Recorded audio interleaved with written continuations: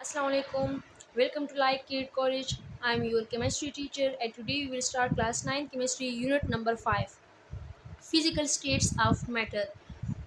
जैसे कि आप लोग जानते हैं आप लोगों के 4 यूनिट जो है वो ऑलरेडी डन है। तो हम 5 यूनिट जो है समर वेकेशंस की वजह से ऑनलाइन पढ़ेंगे। ताकि हमारे बच्चों का टाइम जो है वो वेस्ट ना हो सके, वो घर पे बैठ के ही कुछ यूनिट कवर कर सकें। तो चले बच्चों स्टार्ट लेते हैं। Unit 5 physical states of matter. तो क्लास 9 के बच्चों, आप लोगों ने तो पहले भी पढ़ा, आप लोग पहले भी पढ़ चुके हैं मैटर के बारे में, फिजिकल स्टेट्स ऑफ मैटर के बारे में। लेकिन हम इस यूनिट में थोड़ा डिटेल से पढ़ेंगे कि what is physical states of matter. But physical states of matter को समझने से पहले हम थोड़ा सा मैटर के बारे में जानेंगे कि हम बेसिकली हमारे पास मैटर क्या होता है। क्योंकि कुछ स्टूडेंट इस तरह होंगे या सारे स्टूडेंट्स भी हो सकते हैं जिनसे मैटर का डिफिनेशन भूल चुका होगा। तो इसको हम थोड़ा सा रिकॉल करवाते हैं। सो हमारा जो फर्स्ट टॉपिक है वो introduction to physical states of matter है। तो इसको जानने से पहले हम थोड़ा केमिस्ट्री के बारे में जानना चाहते हैं। आप लोग सब जानते हैं प्यारे बच्चों, केमिस्ट्री का जो डिफिनेशन है वो क्या है? Study of matter. Mean study of matter is called chemistry. What is mean by study? This study word is the combination of three words, which is the first word is the structure, second is the properties, and third is the function. When we study about structure, properties, and function of matter, so this field is called chemistry. But chemistry जो है वो इतना भी आसान field नहीं है जिसमें हम सिर्फ इतना ही पढ़ते हैं। स्ट्रक्चर एक अलग हमारे पास बहुत बड़ा फील्ड है, प्रॉपर्टीज़ ऑफ मैटर अलग है और फंक्शन ऑफ मैटर अलग है। लेकिन हम इसमें थोड़ा डिटेल में नहीं जाते क्योंकि हमारा टॉपिक डिविएट हो जाएगा। तो चलिए हम हमारा जो अपना टॉपिक है एक्चुअल उसकी तरफ जाते हैं। So, what is matter? Matter is anything which occupies space and has mass is called matter. Matter हर वो चीज़ जिसका हमारे पास वॉल्यूम होता है, जो जगह घेरता है और जिसका वज़न होता है, उसको हम क्या कहते हैं? मैटर कहते हैं। आप लोग प्यारे बच्चों अपने इर्द गिर्द सब चीज़ों को देख ले तो आप लोगों को सारी चीज़ें जो है वो मैटर ही नज़र आएंगी। क्या मतलब है मैटर का? अगर आप लोग अपने सराउंडिंग देख लें तो आप लोगों को 3 टाइप की चीज़ें नज़र आएंगी।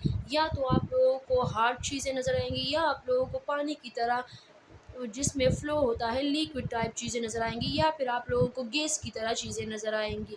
तो ये 3 टाइप की चीज़ें हमारे पास क्या है? ये मैटर है। अब प्यारे बच्चों, आप लोग अपने इर्द गिर्द बहुत सारी चीज़ें देखते हैं और मैंने आप लोगों को ये भी बताया कि ये हमारे पास मैटर है। लेकिन आप लोग आइडेंटिफाई कैसे करेंगे कि ये हमारे पास क्या है? मैटर है। तो इसके लिए आप लोग जो है मैटर के स्टेट्स जो है वो जानना ज़रूरी है। So there are 3 states of matter we have. Number first is solid, liquid and gas. Solid हर वो चीज़ जिसमें हमारे पास, इधर देखिए डायग्राम के थ्रू हम समझते हैं। सॉलिड हर वो चीज़ है जिसमें हमारे पास जो अंदर एटम्स होते हैं। आप लोगों ने ये पढ़ा है कि हमारे पास मैटर जो है वो स्मॉल स्मॉल एटम्स जो है वो कंबाइन होते हैं तो वो मैटर बनाता है। तो यहाँ पर देखिए सॉलिड में पार्टिकल्स जो होते हैं, जो एटम्स होते हैं, वो बहुत करीब करीब होते हैं। वो क्यों करीब होते हैं? क्योंकि इनके दरमियान एक फ़ोर्स होते हैं जिसको हम कहते हैं इंटरमालिक्यूलर फ़ोर्स। इंटरमालिक्यूलर फ़ोर्स वो फ़ोर्स होता है जो दो चीज़ों को या दो से ज़्यादा पार्टिकल्स को आपस में होल्ड रखता है। यहाँ पर सॉलिड में जो इंटरमालिक्यूलर फोर्सेस होते हैं, इंटरमालिक्यूलर फोर्स का मतलब जो दो पार्टिकल के दरमियान फोर्स है, ये बहुत स्ट्रांग होते हैं। इसकी वजह से यहाँ पर कोई भी खाली स्पेस नहीं होता। तो स्ट्रांग इंटरमालिक्यूलर फोर्सेस होते हैं। लेकिन अगर आप लोग लिक्विड ले तो लिक्विड में हमारे पास पार्टिकल्स में थोड़ा फ्लो, ये जो स्पेस होता है ये तो आप लोगों को नज़र आता है, थोड़े एम्प्टी स्पेसेस होते हैं।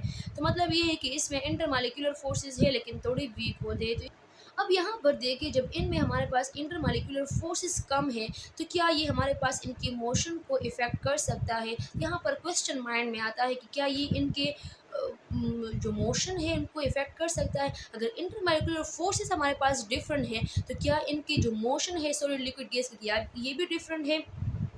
तो इसको आप लोग ज़रा जानें। बिल्कुल, सॉलिड जो होता है वो हमारे पास मोशन कर सकते हैं। वैसे तो आप लोगों को बज़ाहिर ये नज़र आता है कि सॉलिड हमारे पास कोई भी सॉलिड जो है वो मोशन नहीं कर सकते, लेकिन सॉलिड मोशन कर सकते हैं। किस तरह मोशन कर सकते हैं? सॉलिड के जो पार्टिकल्स हैं वो हमारे पास सिर्फ वाइब्रेट कर सकते हैं। अगर हम इसको हीट दें तो ये सिर्फ वाइब्रेट कर सकते हैं, लेकिन हमारे पास ये एक एटम जो है ये अपनी जगह को छोड़ के मोशन नहीं कर सकता। क्यों नहीं कर सकता? क्योंकि यहाँ पर ये जो एक ये हमारे पास चारों साइड से जो है हमारे पास क्या होता है, यहाँ पर मुख्तलिफ मालिक्यूल्स होते हैं, एटम्स होते हैं। तो ये इसने होल्ड रखा होता है स्ट्रॉन्ग इंटरमालिक्यूलर फोर्स के ज़रिए। जब इसने होल्ड रखा होता है तो ये हमारे पास मोशन नहीं कर सकता, लेकिन ये सिर्फ वाइब्रेट कर सकता है। तो वो मोशन जिसमें हमारे पास पोजीशन ऑफ मालिक्यूल चेंज नहीं होता, उसको हम वाइब्रेटरी मोशन कहते हैं। वाइब्रेटरी मोशन कौन सा मोशन है?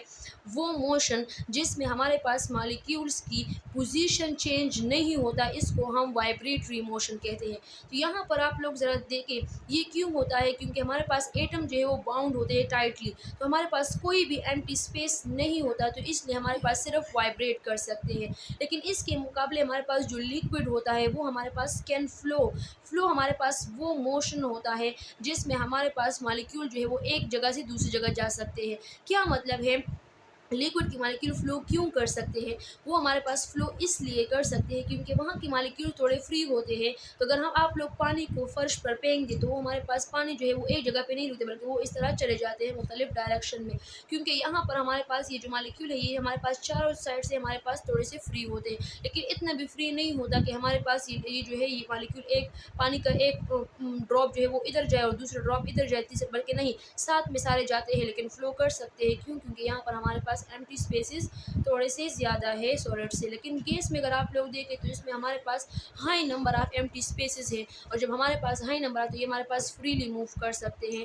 अगर आप लोग गैस के पार्टिकल को एक क्लोज कंटेनर में ना डाल दें तो वो हमारे पास उड़ते हैं। परफ्यूम के एग्जाम्पल अगर आप लोग ले लें तो परफ्यूम को जैसे ही आप लोग प्रेस करते हैं तो एक पार्टिकल इधर और एक इधर, आप लोग देखते हैं कि रूम में जो है आप लोग एक जगह पे परफ्यूम करते हैं और वो हमारे पास जल्दी सारे रूम में हमारे पास स्मेल हो जाता है, क्योंकि हमारे पास गैस के पार्टिकल जो है उसके लिए जितने अवेलेबल स्पेस मौजूद होता है उतनी ही उसमें वो चला जाता है, क्योंकि उस पर कोई भी रिस्ट्रिक्शन नहीं है।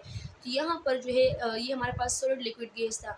अब आप लोग जो है सॉलिड हमारे पास हमारे एक हर वो चीज़ जो कम्पैक्ट फॉर्म हो, जिसका सख्त फॉर्म होता है, जो मोशन नहीं कर सकता, उसको हम सॉलिड कहते हैं। अगर आप लोग प्यारे बच्चे हमारे एक जो देखे फूड वी ईट, जो हमारे पास हम खाना खाते हैं, जितने भी फ्रूट्स हैं, या फिर हमारे पास ये पेन है ये भी सॉलिड है, हमारे पास डिस्क है, चेयर है, आप लोग अपने अराउंड जितनी भी चीज़ें देखें जो सख्त है, जो मोशन नहीं कर सकते, जिसका एक प्रॉपर शेप है, डिफिनेट शेप है, ग्लास है, इस तरह आप लोगों के पास शूज़ है, ये सारे हमारे पास सॉलिड है।